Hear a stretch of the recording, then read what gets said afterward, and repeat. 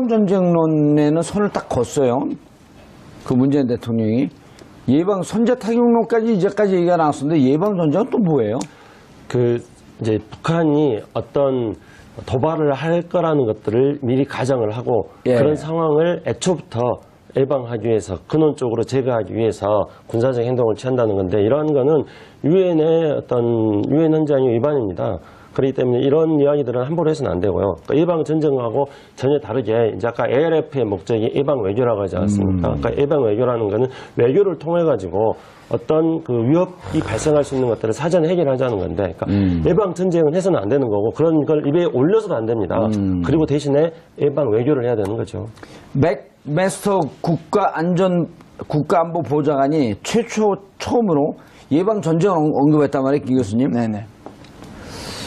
이게 의미도 선제 타격하고 뭐 이렇게 용어들이 복잡해갖고 방송하는 사람들 힘들게 만들지. 근데 이제 국제법이나 안보 전략에서 분명히 나와 있는 개념입니다. 예방 전쟁이요? 예, 예방 전쟁과 선제 타격을 조금 제가 뭐 간단하게 설명하면 우리가 봤을 때 danger 위험이 있고 위협이 있습니다. 그러니까 밖에서 칼을 가지고 있다든지 망치를 가지고 놀면 위험하죠. 위험한 거고. 근데 저게 나를 때릴 거는 우리 집으로 들어와. 그렇죠. 그러면 위협이 되는 거고. 그러니까 위협이 됐을 때는 내가 이걸 때려도 국제법적으로 용인이 되는데 저기서 망치다는 노는 것만 가지고 내가 아예 그걸 때릴 때는 이건 국제법적으로 월권이죠.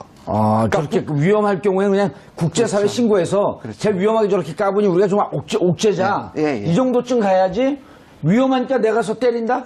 이건 안 된다는 거죠. 그렇죠. 근데 그러면 왜 미국이 국제법적으로 저렇게까지 월권 있는 얘기를 하냐면 이게 바로 이제 작전인 거죠. 자기들도 예방전쟁 못하는 거 압니다. 왜냐하면 선제 타격은 위협이 왔으니까 미국인이 한반도에 15만 명 고정이 그다음에 이제 왔다 갔다 하는 20만 명 넘습니다. 그런데 선제 타격은 전쟁 직전이니까 그거를 피하기 전에도 전쟁을 할 수 있는 거죠. 그런데 예방 전쟁을 이 준비 다 해야 됩니다. 표 다 납니다. 그러면 북한이 그동안 준비 안 하겠습니다. 이건 불가능한 얘기인데 북한을 압박하기 위한 일종의 협박이다. 맥메스터가 그건데 놓으면 그 문재인 대통령께서 예방 전쟁 안 된다. 그러니까 예방 전쟁 안 된다고 정면으로 이렇게 부딪히는 방식으로 이야기한 게 아니고, 한반도에서 어떤 형태의 전쟁이 일어나서는 안 된다. 그러니까 문재인 대통령의 접근 방법이 기본적으로 한미 관계를 통해서 남북 관계로 가자는 거니까 미국이 협력을 구해야 되는데 그렇기 때문에 정면으로 미국에 맞서는 그런 어떤 각을 세우는 발언은 아니지만 그러나 내용상 한반도에서 전쟁을 안 된다고 말을 함으로써 예방 전쟁에 대해서 간접적으로 반대 의사를 표시한 거죠. 그렇죠. 그러면서 또 직접적인 메시지는 분명히 전달한 거 아니에요. 여기서 전쟁하려고 하지 마라. 니네 땅 아니다. 자꾸 이 전쟁 옵션 자체가 거론되는 자체가 우리는 불편하고 코리아 디스카운트가 일어나고 우리한테는 절대 좋은 게 아니죠. 근데 우리 언론에서 왜 자꾸 이 얘기를 하냐고요. 오히려 이제 해야 될 거는 그러니까 우리가 지금 아까 그 김준일 교수님 말씀하실 때 어떤 압박에 대해서 제재에 대해서 문재인 정부가 너무 지금 강도를 높이고 있지 않느냐, 대화라든가 이런 부분에 대해서는 좀 약화되지 않느냐 이런 거였는데 실제로 이제 우리가 해야 되려는 거는 한미 관계를 통해 가지고 제재뿐만 아니라 대화의 수단들을 어떻게 많이 우리가 개발해낼 것인가. 과거에도 그랬거든요. 과거에 어떤 김대중 정부가 어떤 인공위성을 발사한 북한을 상대로 해가지고 미국과 협력해가지고 미사일 협상을 하게 하고 그렇게 해서 남북 정상회담하고 노무현 정부도 네오콘 부시 정부하고 상대로 해가지고 북미 간의 관계를 풀어나가면서 남북 정상회담을 하고 이랬거든요. 그래서 우리가 한미 관계를 통해서 남북 관계로 가겠다는 것은 미국의 협력을 얻어내면서 한반도 주변 상황을 안정시키면서 남북 대화를 발전시켜 나가자는 굉장히 고차원적인 전략이기 때문에 이런 전략에 대해서 조금 한국 정부가 8.15를 계기로 해가지고 조금 미세 조정 같은 걸 할 필요는 있다고 봅니다. 정세현 장관 전 통일부 장관이 이번에 ICBM 이후에 문재인 대통령의 강경한 발언, 군사적 행동 등등에 대한 발언을 보면서 아주 조심스럽게 국방부의 제안만 들은 것 같다. 외교부 통일부의 얘기도 좀 들었어야 되는데 국방부의 제안만 들은 것 아니냐 하는 이런 추정을 해본다. 이렇게 조심스럽게 얘기했거든요. 그리고 지금 김창수 박사도 좀 너무 강경한 군사적 그 제재 얘기만 너무 좀 심하게 한다. 이게 미국 때문에 그런 거 아닐까요? 전 제가 보기에는 미국 요소가 훨씬 더 강하다고 생각을 합니다. 본심은 아닐 거 아니에요, 이게. 미국이 굉장히 지금 압박을 하고 있다고 듣고 있습니다. 그래서 오히려 선제적으로 우리가 더 강경하게 나가서 미국의 강경함의 예봉을 끊겠다는 생각까지 좀 포함되어 있는 것 같습니다. 고 기자님, 네. 그 이코노미스트에서 2019년 한반도 핵전쟁 시나리오 왜 이런 얘기를 자꾸만 하죠? 그럴 가능성은 없다고 하면서도 사실은 얘기를 다 하는 거예요? 네.